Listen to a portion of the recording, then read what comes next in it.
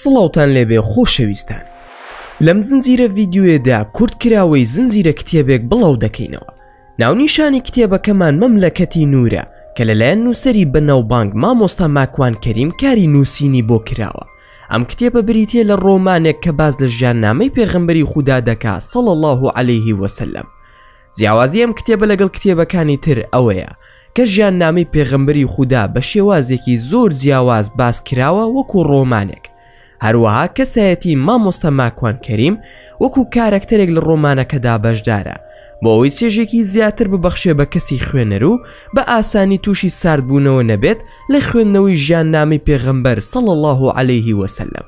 ئەوەی دەمەوێت پێتانی بڵێم ئەوەیە ئەم کتێبە ژیاننامەی پێغەمبەر صلی الله علیه وسلم بە شێوازێکی زۆر ناوازە باز دەکا، بەڵام ئەو چیرۆکانەی کە ماکوان کەریم بەشداری مەیدانی تێدا کردووە لە ژیانی ڕاستیدا ڕووی نەداوە، بەڵکو نووسەر تەنها خۆی کردوتە کارەکتەرێک و لە باسی ژیاننامەکەی پێغەمبەری خودا بەشداری کردووە. واتە ئەو ڕووداوانەی کە باز دەکرێن لەبارەی پێغەمبەرەوە صلی الله علیه وسلم هەمووی لە ژیانی واقعیدا ڕووی داوە، بەڵام نووسەری ئەم کتێبە بۆ ئەوەی چێژی زیاتر بە خوێنەر ببەخشێ ڕووداوەکان وەکو کارەکتەرێک باز دەکا کە لە سەردەمی پێغەمبەردا ژیابێت. ئەم زنجیرە ڤیدیۆی ئێمەش تەنها کورتکراوەیەکە دەربارەی ئەو کتێبە، واتە تەواوی کتێبەکە باز ناکەین و بەشێکی زۆرمان لە کتێبەکە بڕیوە، تەنها ڕووداوە سەرنج ڕاکێشەکانتان بۆ باز دەکەین. دەتوانن کتێبەکە بخوێننەوە بۆ ئەوەی بە باشترین شێواز شارەزای ژیاننامەی پێغەمبەر بن صلی الله علیه وسلم. هەروەها دەتوانن زیاتر پشتگیری ئێمەش بکەن لە ڕێگەی لایککردنی ڤیدیۆکە و سەبسکرایبکردنی کەناڵەکەمان. ئێستاش با دەست پێ بکەین. چیرۆکەکەمان بەم جۆرە دەست پێ دەکاتەوە. کۆمەڵێک چەتە دەوریان گرتین داوای پارەیان دەکرد. شێخ فەرغەلیش بە هیچ شێوازێک ڕازی نەبوو پارەیان بداتێ. هاواری دەکرد چەتەکانت مەدە بە کوژ لە بەردەم خەڵکی هاژاردا، بڕۆ ڕێ بە کاروانی دەوڵەمەندان بگرە، تەنها بەشی توێشووی خۆمان نانمان پێیە. پێشتر ڕوودکراوینەتەوە لەلایەن سەتەکانی حەبەشەوە. ئێوە عەرەبن لە بەری هاوکاریمان بکەن کەچی ئێوەش چەتەی بەسەر براکانی خۆتانەوە دەکەن. کەوای وەدەڕۆشتن دەوریان چۆڵ کردین، خێرا داوای کرد کە ئەم ناوچەیە بەجێ بهێڵین و بەرەو مەکە و تائیف بکەوینە ڕێ. لە ڕێگادا لە شێخ فەرغەلیم پرسی ئایا عەرەب چۆن بەم ناوچانەدا بڵاو بوونەتەوە؟ فەرغەلی لە دوای ئەوەی کە بەنداوی مەعرەب ڕووخا و عەرەب بەگشتی لە ناوچەکانی یەمەن بەربڵاو بوون، زۆرێکیان ڕۆشتن بەرەو شام کە هۆزی غەساسینەکان بوون. کۆمەڵێکی تریان چوونە نزیک بەحرین و کوێتی ئێستا و خواروی بەسڕەی عێراق بە ناوی هۆزی مەنازیرە.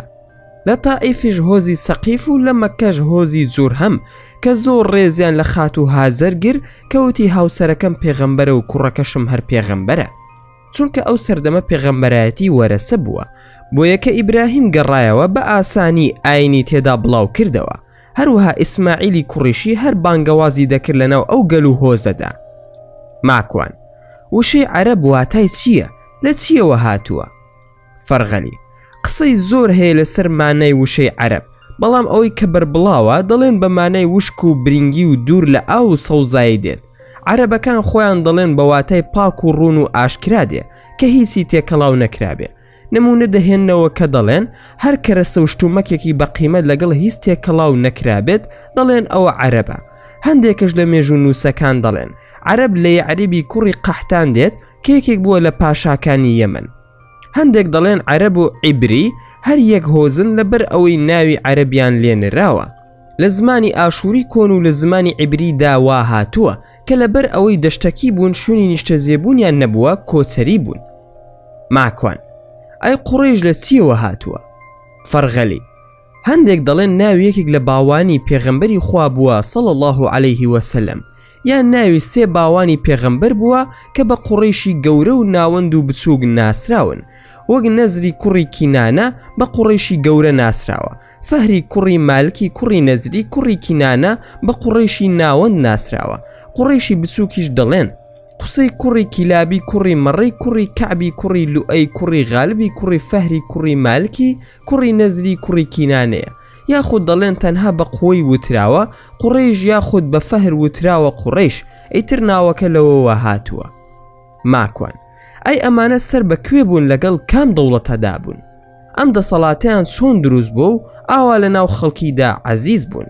فەرغەلی لە ڕاستیدا دوای ئەوەی کە هۆزی جورهەم چوونە دۆڵی مەکە و لە ڕێگەی هاجرە خاتوونەوە لەوێ دانیشتە جێبوون، حەزرەتی ئیبراهیم باوکی پێغەمبەران سەلامی خوای لێبێ کەعبەی بونیاد ناوە. خوای گەورە کەعبەی لە دڵی عەرەبدا بەگشتی خۆشەویست کرد وەکو موعجیزەیەک، ئەوەی لەو ناوچەیەدا بوایە ڕێزیان لێدەگر و زۆرێکی تر لە گەل و هۆزەکانی عەرەب چوونە ناوچەی مەکە. لەوانە گەل و هۆزی بچووکی عەرەب لەو ناوچانە لە دەوروبەری مەکە مانەوە. بەڵام هۆزی جورهەم بە هۆکاری ئەوەی کە کچیاندا بۆ ئیسماعیل و لەگەڵ بنەماڵی پێغەمبەر ئیبراهیم سەلامی خوا لە هەردووکیان بێت تێکەڵ بوون، ئەوان خزمەتی حاجی و میوانانی ماڵی خۆیان دەکرد. هۆزی جورهەم بە درێژایی مێژوو خزمەتی مەکەیان کردووە تا ئەو کاتەی کەسێک بە ناوی عەمری کوڕی لوحەی لە هۆزی خوزاعا بۆ دەسەڵاتی خۆی هەوڵ ئەدات شاری مەکە داگیر بکات و خۆی ببێتە خاوەنی ئەو ماڵە، شەڕێکی گەورە بەرپا دەکات لەگەڵ هۆزی جورهەمدا. لە کاتی جەنگدا هۆزی جورهەم کە بنەماڵی پێغەمبەری خوان صلی الله علیه وسلم و باپیرە گەوری پێغەمبەر صلی الله علیه وسلم بە ناوی فەهر کە نازناوی بە قوڕیش دەردەسێت لە شەڕی بەنی خوزاعەدا ئەدۆڕێن و ئەوانش لە داخی ئەوەی کە هیچ سوودێک نەگات بە هۆزی خوزاعە و عەمری کوڕی لوحەی هەرسی بیرەکانی زەمزەم هەیە کە ئاوی تێدا کۆکراوەتەوە بۆ حاجیەکان هەمووی پڕ دەکەنەوە و لە ناوی دەبن یاخود دەیشارنەوە. خاکی مەکە بەبێ ئاوی زەمزەم دەمێنێتەوە. لە دوای ئەوەی خوزاعە سەرکەوتن بەسەر هۆزی جورهەمدا هەندێکیان مانەوە و هەندێکیش لە هۆزەکە ڕایان کرد و عەمری کوڕی لوحەی بووە سەرۆکی شاری مەکە و خۆی بۆ حاجیەکان ئاوی پەیدا دەکرد و بیری تری هەڵکەن لە دەوروبەری مەکەدا لە سەقیفەوە ئاوی دەکڕی بۆ مەکە. ماکوان کەواتە عەمری کوڕی لوحەی بووە گەورەی مەکە. ئەی پێشتر کێ بوو چی بوو وا هاتە شاری مەکە ئەم سوپا بەهێزەی چۆن دەستکەوت؟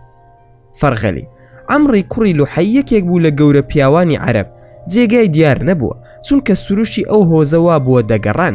ئەویش کەسێکی دەوڵەمەندی خاوەن پارە بووە، بازرگان بۆ لە نێوان شام و یەمەندا، بۆیە خەڵکێکی زۆری لەگەڵدا بووە لە هۆز و نەوەکانی خۆی و کۆی لەشی زۆر هەبووە. دەژڵێن کەسێکی جاد و باز بووە و توانیوێتی لەگەڵ جنۆکەدا هەڵس و کەوت بکات و کاهین بووە. لە دوای ئەوەی کە دەبێتە گەورەی شاری مەکە وەکو هەموو دەسەڵاتدارێک خەڵکی گوێی بۆ گرتووە و یاساکانی خۆی بەسەر حاجیەکاندا کە هاتوونەتە کەعبە سەپاندووە، نان و ئاوی حاجیانی دابین کردو و خەڵکی گوێی بۆ گرتووە. ماکوان ئەمە ئەو کەسە نەبووە کە بتپەرستی لە مەکە و ناوچەکانی عەرەبدا بەگشتی بڵاو کردوتەوە؟ فەرغەلی بەڵێ عەمری کوڕی لوحەیە، بۆ بازرگانی دەچێت بۆ شام لە ڕێگادا ڕێی دەکەوێتە ناو هۆزێکی ئەو ناوچەیە بە ناوی عەمالقە، تەماشایان دەکا بت دەپەرستن، نوێژ و قوربانی بۆ بتەکانیان دەکەن، لەوانەوە وەری دەگرێت و بڵاوی دەکاتەوە بە ناوچەکانی تردا. ماکوان واتە عەرەب تا ئەو کاتە بەگشتی یەکتاپەرست بوون؟ فەرغەلی بەڵێ تا ئەو سەردەمە نەیانزانیوە بتپەرستی چییە. یەکەم بت کە دێتە ناو مەکە بە ناوی هوبەل لە شامەوە عەمری کوڕی لوحەی دەیهێنێ لە ناو گەل و هۆزی عەمالقەوە، ئەمری پێکردن کە هوبەل بپەرستن بۆ ئەوەی لە خوایان نزیک بکاتەوە، واتە خوای پەروەردگاریان دەپەرست. ئەمەشان کردە خوایەکی تر بۆ واسە و نزیک بوونەوە لە خوای ئاسمان. کە خەڵکی دەهاتن بۆ مەکە فێربوون برد و قوماشی شاری مەکەیان دەبرد و لە جێگا و شوێنی خۆیاندا بە دەوریدا وەکو کەعبە دەسوڕانەوە. ئیتر خەڵکی بەندایەتیان بۆ برد و دار و قوماش دەکرد. ڕەوشەکە وای لێهات ئەو ناوچەیە بووە بتپەرست و هاوبەشدانەر بۆ خوا. ماکوان واتە لەو کاتەوە بتپەرستی و خوانەناسی دەستی پێکرد. فەرغەلی قوڕیش هەر خوا ناز بوون، خەڵکی مولحید و بێدین نەبوون، بەڵکو هەموو خۆیان دەپەرست، بەڵام هاوبەشیان بۆ دادەنا. ماکوان ڕەوشەکە بە تەواوەتی تێکچوو. شێخ فەرغەلی گیان کەمێکی تر بۆم شی بکەرەوە. فەرغەلی لەو وڵاتە لەگەڵ ئەوەی بڕوایان بەخوای گەورە هەبوو ئەو پەیکەرانەشی کە هەیان بووە پەرستشیان کردوون. بە تێپڕبوونی کادوای لێ هاتبوو ئەچوون داوایان لە پەیکەرەکان دەکرد لە خوای گەورە نزیکیان بکەنەوە. لە ناو مەکەدا دوو پەیکەری تێدا بوو وەکو هوبەل گەورەی بتەکانی مەکە و لات گەورەی بتەکانی تائیف. لە ناو پیرۆسترین شوێنی ئەم جیهانەدا 360 بتی جیاوازی تێدا بووە، پاشان دوو پەیکەری تر بە ناوی ئیساف و ناهیلەیان پێدەوترا. ئەو دوو بتە پیاوێک و ژنێک بوون لە یەمەنەوە هاتوون لە بەیت الحەرامدا زینایان کردووە. خودای گەورە ئەو دوانەی ڕق کردووە و کردوونی بەبەرد کە ئەمە کەس نازانێت سەرچاوەکەی ڕاستەیان درۆ کەچی دەیان پەرستن. ئەمانە لە نێوانی سەفا و مەڕوەدا دانراون. ماکوان جا ئەگەر ئەو دوانە زینایان کردو و خراپەکار بوون چۆن پەرستویانن؟ فەرغەلی ئەی بۆچی پێیان دەوترێ سەردەمی جاهیلی؟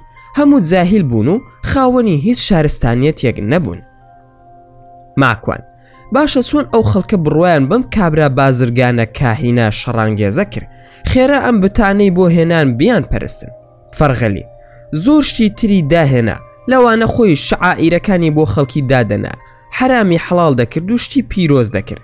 بۆ نمونە وشتری پیرۆز کردبوو، بەرد و داری مەکەی پیرۆز کردبوو و دەی نار بۆ هۆزەکانی عەرەب. ئەوانش بتیان لێ دروست دەکرد و دەیان پەرست. بە ئەقلی خۆی شەریعەتی دادەنا بە ئارەزوی خۆی و یاسا و دەستوریشی دادەنا. لەبەر ئەوەی زۆر حەزی لە مەی بوو پیرۆزی کردبوو، حەزی لە داوێن پیسی بوو ئەویشی حەڵاڵ کرد بوو ئەوەی ئافرەتان ببینێ. ئەوەی قوماشی مەکەی لەبەر نەکردایە دەبووە خۆی ڕوود بکردایەتەوە. وای کردبوو کە زۆرێک لە حاجیەکان دەهاتنە ناو شاری مەکە پاریان پێ نەبوو جل بکڕن، ناچار خۆیان ڕوود دەکردەوە.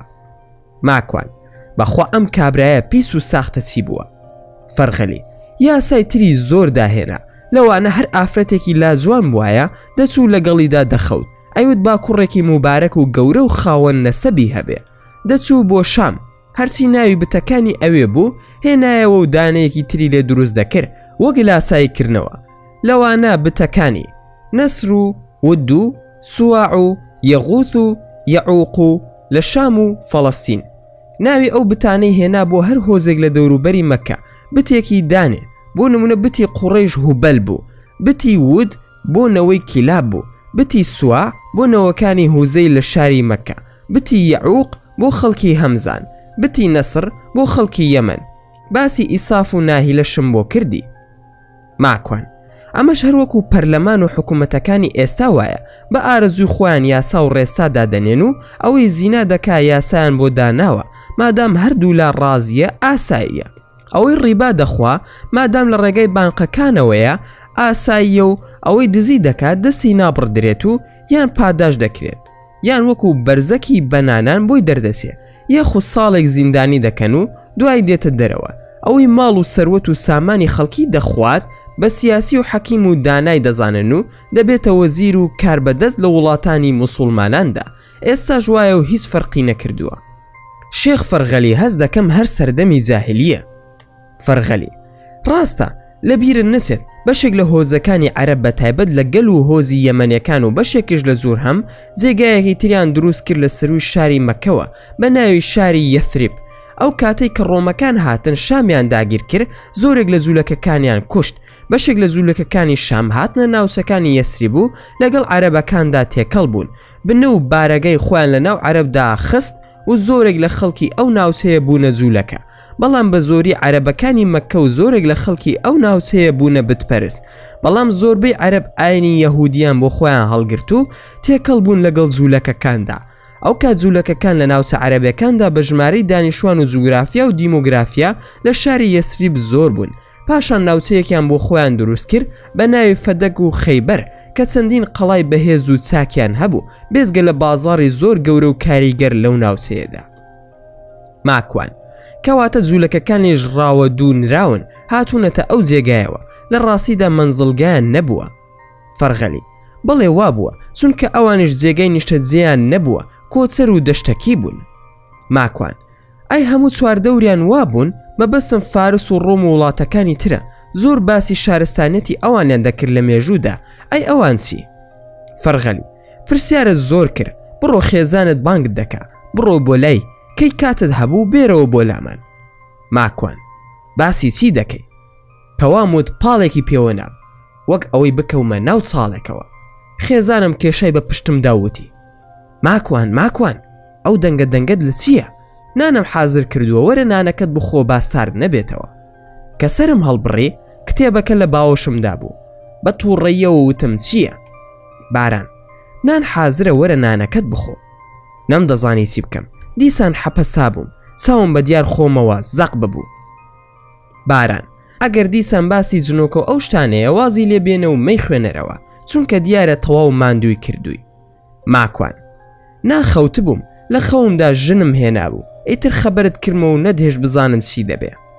باران بە پێکەنینەوە دەی کەوایە بڕۆ بخەوە تەلاقی بدا ئینجا وەرە نانەکەت بخۆ.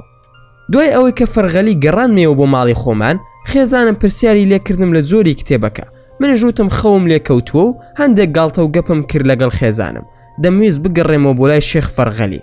زۆر تامەزڕووی ئەو باس و خواسانە بووم. ئەوەی بۆی باسکردم بۆ من نوێ بوو لەو شوێن و کات و سەردەمەدا ژیانێکی زۆر سەیر بووە. دەست نوێژم گرت و چوومەوە ژوورێک 2 ڕکات نوێژم کرد. سوپاس و ستایشی پەروەردگارم کرد بۆ ئەو نیعمەتانەی بە منی بەخشیوە.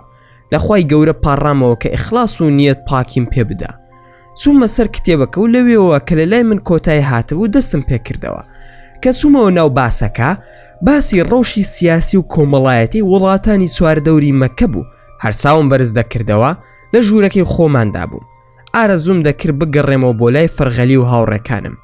لە لاپەڕەیەکی تردا چوومە سەر باسی شارستانێتی ڕۆمی لە ڕووی سیاسی و کۆمەڵایەتی و ڕەهەندەکانی تری ژیانەوە دەکرد. چەند ساڵێک بەر لە هاتنی پێغەمبەر صلی الله علیه وسلم بوو.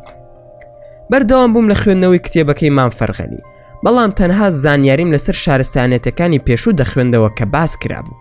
ئەو ڕەوشەی کە ڕووی تێکردبووم لە پێشووتردا چووبوومە ناو ئەو ژیانەوە وەک ژیانی خۆمی لێ هاتبوو. ئاواتم بۆ گەڕاندنەوە بوو. هەموو خولیاکانم هەر ئەو کتێبە بوو بەدەستمەوە. ناچار دەقەکانیم لەبەر دەکرد. ئێوارەیەکی پێنجشەممە بوو بە ڕۆژوو بووم. زۆرم برسی بوو. بەرماڵم داخست و دانیشتم چاوەڕوان بووم بۆ نوێژی مەغریب. هەندێک نزا و پاڕانەوەم کرد. خێزانم خەریکی سفرە ڕاخستن بوو. سەری منزەڵی هەڵدایەوە بۆن و بەرامی نان و چێشتەکەی لەسەر بەرماڵەکە هەڵی ساندم و بەرماڵەکەم جێهێشت.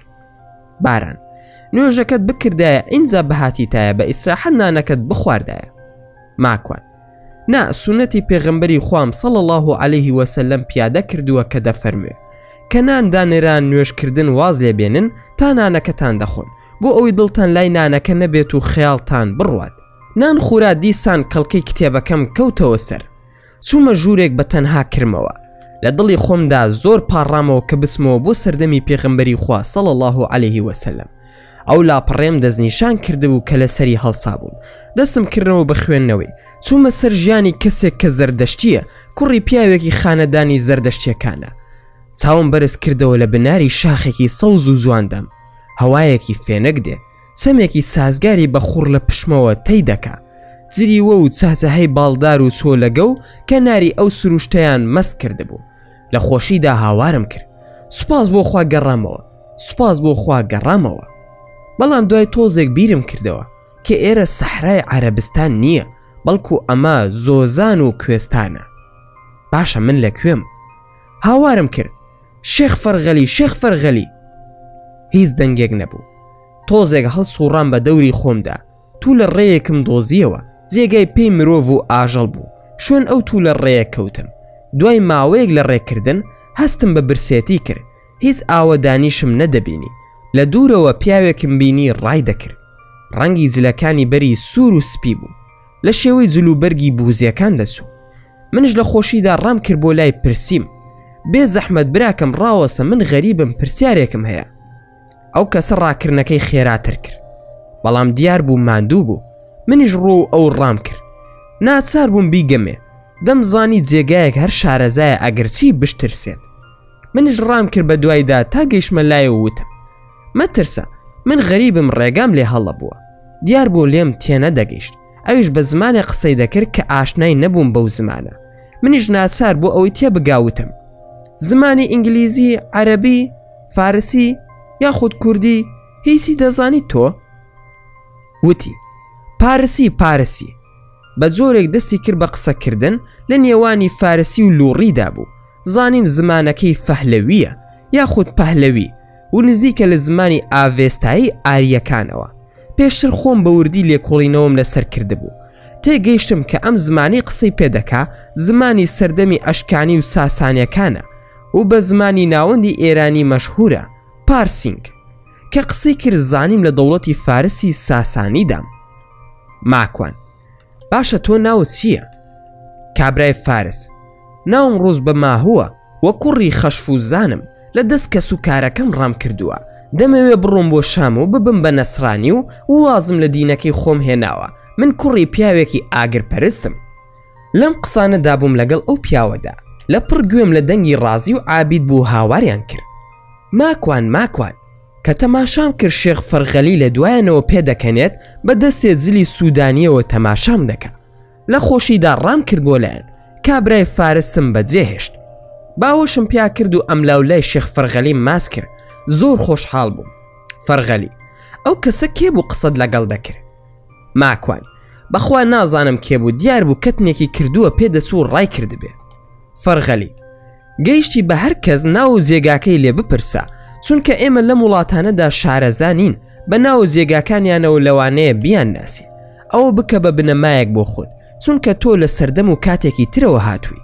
وایە ماکوان گیان ماکوان بەڵێ وایە لێم پرسی ناوی ڕوز بە ماهووە کوڕی خەشف و زانە و لە شاری ئەسفەهانەوە هاتبوو لە دەیەک بە ناوی زین پێدەچوو زەردەشتی بێت و ئەیوت دەبم بە نەسرانی شێخ فەرغەلی کوا بانگی بکە ئەوە سەلمانی فارسیە هاوڵەکەی پێغەمبەری خوایە صلی الله عليه وسلم کە ئاوڕمدایەوە لەوێدا نەمابوو هەرسی هاوارم دەکرد کاک سەلمان گیان کاک سەلمانی فارسی گیان هیچ دەنگێک نەبوو لێمان ون بوو هەر چوارمان هەرسی بە شوێنیدا گەڕین بەداخەوە نەمان دۆزیەوە ماکوان شێخ فەرغەلی سەلمان چی دەکا لەم ناوە فەرغەلی ئاگادارم چەند ڕۆژێک کە بە دوای ئەوەدا دەگەڕێ کە چۆن بیتەوە بۆ لامان هەموو شارستانەتەکانت ئەم دیواودی و کرد کە چۆن ژیانێکی خراپیان بەسەر بردووە بە دەست دەسەڵاتدار و پاشاکانیان پێش هاتنی پێغەمبەری خوا صلی الله عليه وسلم وایە یاخودنا ماکوان بەڵێ وایە فەرغەلی دەی سەلمانی فارسیش بە دوای دیندا دەگەڕا دەیزانی کە دینەکەی زەردەشت خراپە بۆیە بە دوای ئاینی ڕاستیدا دەگەڕا و خەڵکی باش کەمە لەو سەردەمەی کە هێشتا پێغەمبەری خوا صلی الله عليه وسلم نەبووە بە پێغەمبەر و خەڵکی بە دوای گۆڕانکاریدا دەگەڕێ خەڵکیش بەگشتی تا تاریکی نەبینێ خۆشەویستی بۆ ڕووناکی نازوڵێ ئەو زەمەنە هەمووی تاریکی بووە ماکوان ئێستا ئەو هاوڵە بەڕێزە بۆ کوێ دەچێ با فریای بکەوین تا نەبێتە نەسارا و بیکەینە موسڵمان فەرغەلی ئێمە ناتوانین کات بگۆڕین بەڵکو لە ناو کاتی ئەوەندا ڕێگا دەبڕین ئەگەر توانیمان قسەیەک دەکەین بڕوا ناکەم بتوانی قەدەری سەلمان بگۆڕین تازە لە دەستمان دەرچوو ماکوان ئێستا ئەو چی دەکات و چی بەسەر دێت فەرغەلی سەلمان کوڕی پیاوێکی ناودارە لە دینی زەردەشتیدا یەکێک بووە لە ئەترۆبانەکان بەڵام زۆر سرنجی دەڕوا بۆ دینی مەسیحیەکان وەکو بینید ڕادەکات و دەسێتە وڵاتی شام لەوێ لە کەنیسەیەکدا دەنیشێ لە شام زۆر گەڕاوە بە دوای خەڵکدا بۆ چاکە و دین تا ئەو کۆمەڵگایە لە تاریکی دەربهێنێ بۆ ماوەیەک لەو کڵێسایە ئەژی دوای تەماشا دەکا پاپای کڵێسا کەسێکی زۆر درۆزنە کە دەبینێ پارە و سەرۆت و سامانێکی زۆر لە خەڵکی کۆ دەکاتەوە ئەم تەنها سەرنج ئەدا تاوەکو پاپا دەمرێ پاش ئەوە خەڵکی بانگ دەکا دەڵێ ئەمە خیانەتی لە ئێوە کردووە لە دواییدا ئەو پارەی کە کوی دەکاتەوە زیاد لە 3 سندوق یاخود بە 3 شاخ پارە و ئاڵتون و زێڕ و زیوی هەڵداوەتەوە خەڵکەکە دەڵێن سەلمان ڕاستی کردو و زۆریان خۆش دەوێت پاش ئەوە واز لە دینی مەسیحی دەهێنێت و ڕوو دەکاتە لای پیاوێک پێی دەڵێ مامە فێرم بکە بچم بۆ کوێ پیاوێکی باش هەبێت تا بسمە لای دینداری بکەم ئەویش پێی دەڵێ بڕۆ بۆ مووسڵ ئەوەی لەسەر چاکە مابێتەوە هەر ئەو کەسەیە ئەویش دەڕوا ماوەیەک لەوێ دەمێنێتەوە خەریکی چاکەکاری دەبێت تا ئەو پیاو چاکە دەمرێ پێش ئەوەی بمرێت پێی دەڵێ بچم بۆ کوێ کەسێکی لێ بێت چاکە خواز بێت پیاو چاکەکە دەڵێ بڕۆ بۆ نووسەیبین شوێنێکە لە مووسڵەوە دوورە پیاوێک هەیە لەوێ باشە و کەسێکی دادپەروەر و دیندارە دەچێتە لای ئەو پیاوە لە کۆتایی ژیانیایەتی سەلمان پێی دەڵێ مامە پێم بڵێ بسمە لای کەسێک کە لەسەر ئەم زەویە باش بێت ئەویش دەڵێت کەسێک نابینم لەم شارەی خۆماندا بەڵام کەسێک هەیە لە ئامووریا تورکیای ئێستا لە نێوان تورکیا و سووریا لەوێ پیاوێکی لێ لەسەر حەق ماوەتەوە سەلمان دەڵێ کە چوومە ئەوێ زۆر دەوڵەمەند بووم سەروەت و سامانێکی باشم پێکەوەنا بوومە خاوەنی چەند سەرمانگا و مەڕووماڵات و ئەسپ و پارە و هەتا دوایی لە دواییدا ئەو پیاوە وفاتی کرد باسی ئەوە دەکا کە بەو پیاوەی وتووە من چی بکەم لە دوای تۆ بچم بۆ کوێ ئەویش دەڵێ کەسێک شک نابم لەسەر زەوی چاکە خواز بێ بەڵام بڕۆ کەسێک هەیە کە بە شوێنی دەگەڕێن پیاوێکە لە وڵاتی عەرەبەوە دێ کە پێغەمبەری آخر زەمانە. ماکوان ڕاستە منیش لە جێگایەکە خوێندبوومەوە کە ئەو سەردەمە موژدەی هاتنی پێغەمبەریان داوە.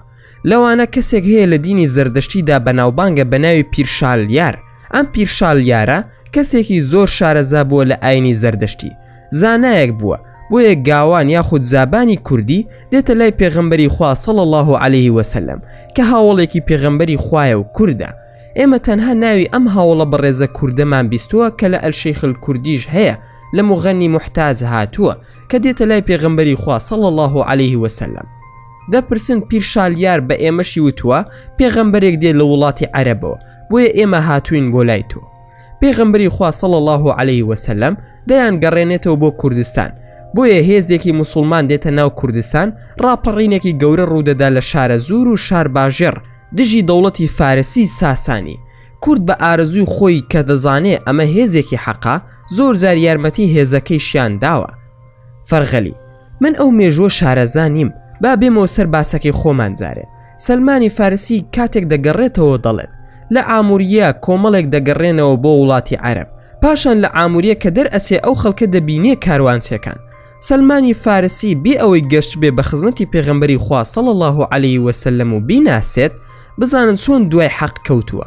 بۆیە هەمیشە دەڵێم هەتاوەکو چێژی تاریکی نەبینین تام و چێژ لە ڕووناکی نابینین. چونکە سەلمانی فارسی ڕەزا و ڕەحمەتی خوای لێبێ زانی بووی تاریکی چییە، بۆیە بە دوای ڕووناکیدا دەگەڕا. بۆیە بە کاروانچیەکانی وت هەرچی سەروەت و سامانم هەیە پێتان دەبەخشم لە بەرامبەریدا داوای کرد تەنها بیبن بۆ ئەوێ. ئەو سەروەت و سامانەی هەیبوو بەخشی بەوان و لەگەڵیان ڕۆشت. سەلمانی فارسی خۆی دەگێڕێتەوە دەڵێ کە گەیشتمە ڕەقا یاخود وادی القەڕی پێدەوترێ، لەوێ زۆر زوڵمیان لێکردم، منیان فرۆژ وەکو بەندەیەک، فرۆشیان بە پیاوێک، پاشان لە ئەهلی ڕەقا فرۆشیان بە پیاوێکی جوولەکە لە مەدینە. هەروەها بۆمان دەگێڕێتەوە ڕۆژێکیان سەی دەکەم لەگەڵ برازایەکی خۆیدا قسەی دەکرد، وتی ئای چگیرێکمان خواردۆ بەدەست ئەم پیاوەوە کە هاتووە. ئێمە نە ئیشمان بۆ دەکرێ نە ئەم دوو هۆزەش دەدەن بەیەکدا.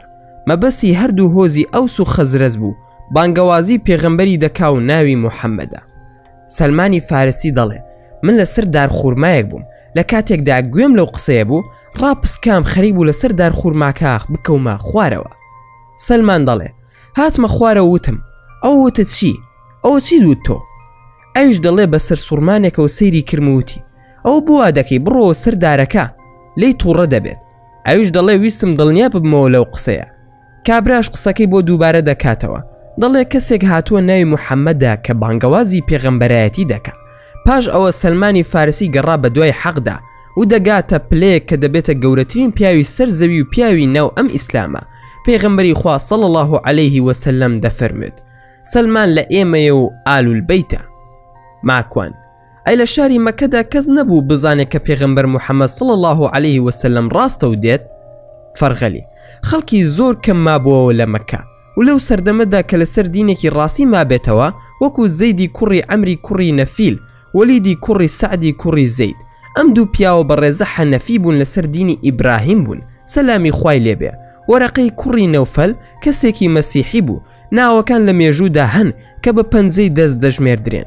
بۆیە ئەمەشم هێنایە پێش چاوی تۆ، باسم لێوە کرد نرخی نور و ڕووناکی نازانین هەتاوەکو تاریکی نەبینین.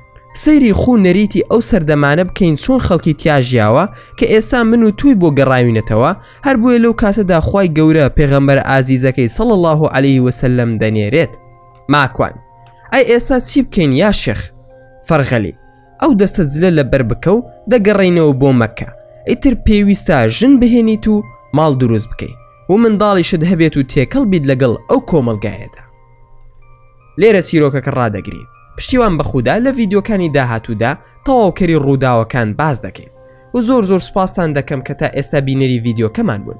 ئەگەر ڤیدیۆکەتان بەدڵ بوو ئەوە هەر ئێستا لایکی ئەم ڤیدیۆمان بۆ بکەن و هەروەها شێریشی بکەن لەگەڵ هاوڕەکانتاندا و لە بیرشتان نەچێ ئەگەر ئەتانەوێ هەمیشە بابەتی ناوازە لە کەناڵەکەی ئێمە ببینن ئەوە هەر ئێستا سەبسکرایبی کەناڵەکەمان بکەن و زەنگۆڵی تەنیشی سەبسکرایبەکەش چالاک بکەن. و دووبارە و سێبارە سوپاسان دەکەم بۆ تەماشاکردنی ڤیدیۆکە. تا ڤیدیۆیەکی تر و تا کاتێکی تر هەر شاد و بەختەوەر بن و خواتان لەگەڵ بێت و ئامانەتی خودا بن.